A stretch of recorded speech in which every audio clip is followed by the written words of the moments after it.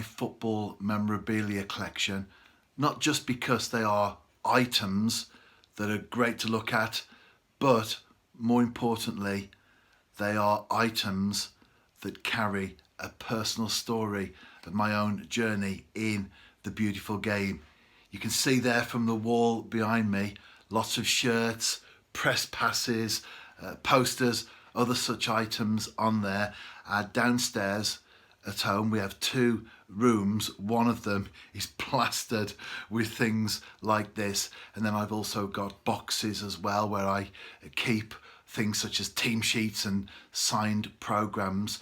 On my website I've got a page or a number of pages devoted to my collection, so I like to look at it, and I know that other people also save memorabilia, so I made that public so that anyone can go and have a look. So if you head across there, and it's in the menu, and it's called Football Memorabilia Collection. The latest items that I've added, they're not big in terms of I can fit them all into my hand, but they're very, very special indeed.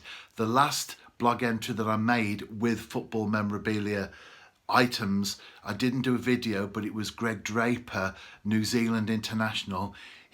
We were talking one day by text, and he said, I'm having a little bit of a clear out if you want some stuff. Do I want the stuff? Well, you get the answer to that one straight away, because the next time I saw him, I had a number of training items, all with GD or 9 or both on there, and also the bag itself. So some great stuff there from Greg. He also said, I've got you these as well. I'm going to go through these particular items individually. Greg, although born in England, moved to New Zealand at an early age, so played football over there and was eligible to represent his country, which he did. He said, there's a badge for you. It's New Zealand football. And I asked him, can you remember which particular age group or which situation that badge came your way? He says, I'm pretty sure that was the New Zealand under 20s. So it's got the New Zealand silver fern on there, the logo which is synonymous with the country, the under 20s football badge there. 2008, Greg was representing New Zealand in the Olympics, the Beijing Olympics, and he played prior to that, got across to China. The New Zealand team played China itself, Belgium and Brazil, and in the latter Greg played the second half. That was 2008, and many of those Brazilians went on to become household names in the world of football. But this is what Greg gave me from his trip to China. So that's a badge that was given to all the Olympians. Again, very special item. That's the card, the key card. So whenever you went into your room or the facilities or whatever, you swipe the card and you're able to get in. And then finally, last but not least, as they say, this is the handbook with all the information. You can see the football teams there. So this was specifically for the people involved in football.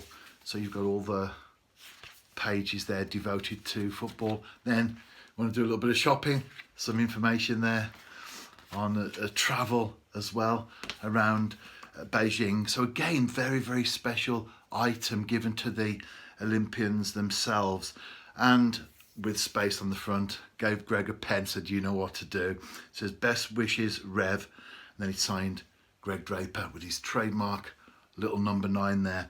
And the thing that I do value, as I said at the beginning, about items such as these is that they're all personal. You can go on to eBay and you can buy a Ronaldo shirt, for example, or a Bale shirt or whatever it might be. And number one, you don't always know if it's genuine anyway. But number two, even if it is, it's not personal to you in the sense that you can tell a story behind it. Now, talking of Bale, I've got a couple of shirts here at home because my wife's a big Gareth Bale fan. When we go to watch Wales games, I think she's more interested in watching Gareth Bale than watching the team, although she does enjoy watching the team. But I've got 2 shirts signed, and then they're for my wife, signed by Gareth Bale. But all these items that you can see behind me, and the others as well that you can't, they all have a personal story. And to me, that means a lot. Not everyone can do this. So if you save memorabilia and you buy it on eBay or whatever, that's not a dig or a pop at all, not even remotely. All I'm saying is that for me, I am actually in a very privileged and honoured position of working full time in the game. So because of that, I do get to know players and I do get to know people, and that's how my memorabilia collection has grown over the years. And all I can say is with these items there is thank you very much, Greg Draper. And as they say, watch this space, because from Greg himself, there's more to come.